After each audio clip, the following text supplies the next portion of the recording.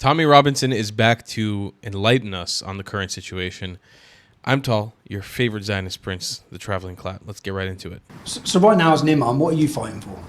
Reformation of Islam? I say Reformation of Islam, but in reality, I know very well there will never be a Reformation. You know, Well, by the way, guys, subscribe to the channel. We're trying to hit 500,000 subscribers. If you like what I do, it'll go a long way to help me. very well there'll never be a Reformation. There will never be a Reformation of Islam. I'm glad you said that.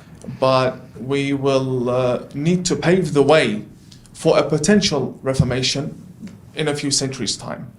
So when we hear that, from my point of view, because we have so many reformist Muslims in the UK, such as Majid Nawaz and Quilliam, who basically, this is a massive career for them. And they're selling a lie that we will reform Islam in the next generation. And it's like we've had 1400 years, it's not reformed. When someone's tried to reform it, we've had Wahhabists, Abdul Wahhab, who tried to reform Islam, and we brought it back to the core, what I'd say is violent teachings. But you don't see there is any opportunity or any chance to reform?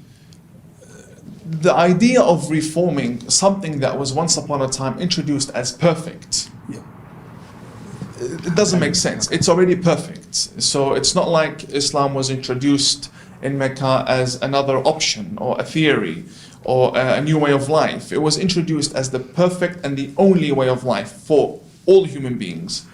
And when you come with such an approach, it's very hard to turn around and say, let's reform what is already perfect. What the Wahhabists did is that he sold a bigger lie, and he said, hey, let's live how the Prophet Muhammad lived, because that's the perfect image of man.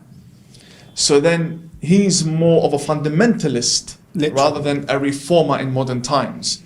What I believe in when it comes to reform is that there will be a type of reform, but it's reformed individuals like myself.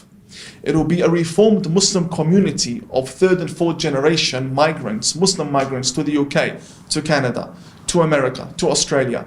People who no longer feel the attachment to what's happening in Syria and Iraq. For example, if most of these Middle Eastern families today have satellite dishes in their homes, whether they be legally or illegally, they have satellite dishes, and some of them require permits in certain countries such as Australia, some don't.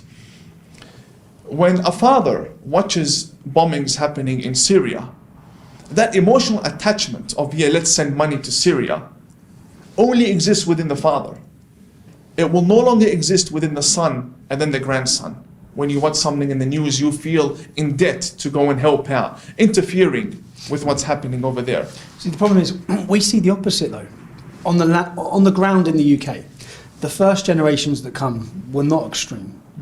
The extreme, in fact, every generation we go through in the British Muslim community, they get worse and worse. Their views and their intolerance gets worse. And that's, by any Pew research or any research, it shows that actually, even for example, it's the youngsters now. The majority of terrorist attacks now are 17 to 24-year-olds. That's the majority of arrests and now youngsters.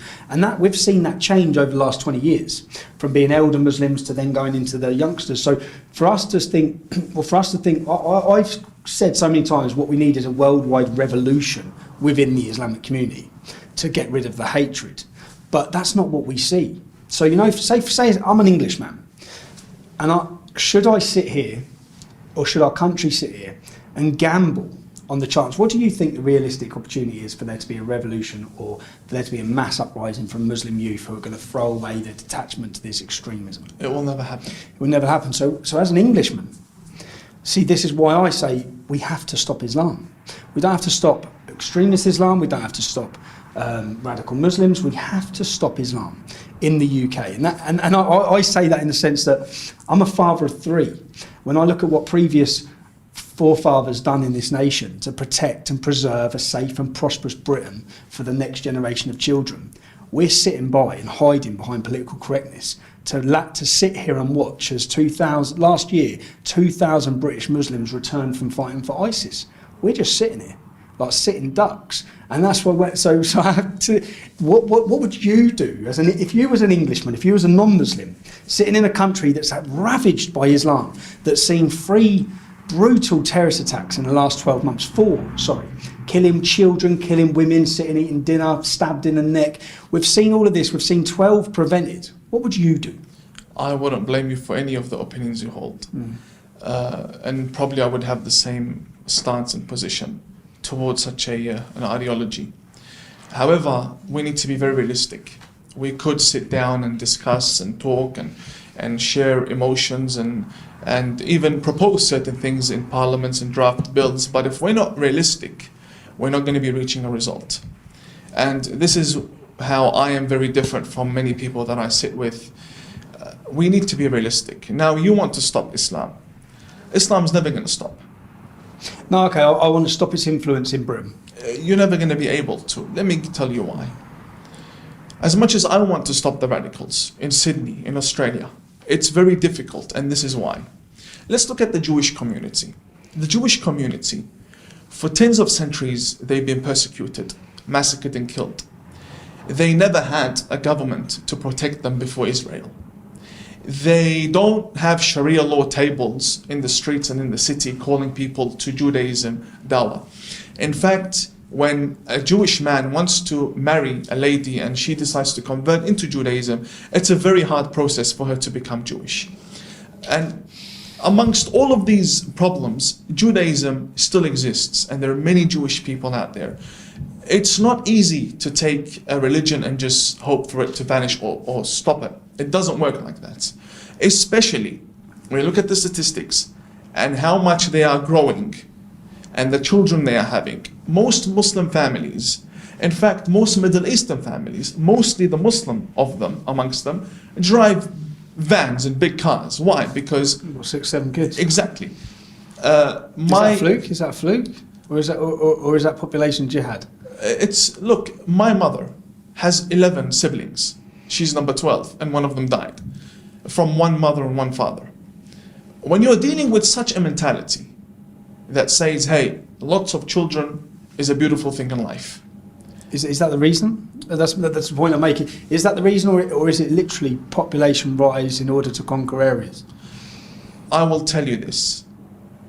Before the government of Saudi Arabia and before the influence of the Iranian Revolution, it was very normal, and it would be seen cultural, it's a national practice for certain countries to have families to have lots of children. It was for the Irish as well. But now, I do believe that there are actually political movements behind that. Okay.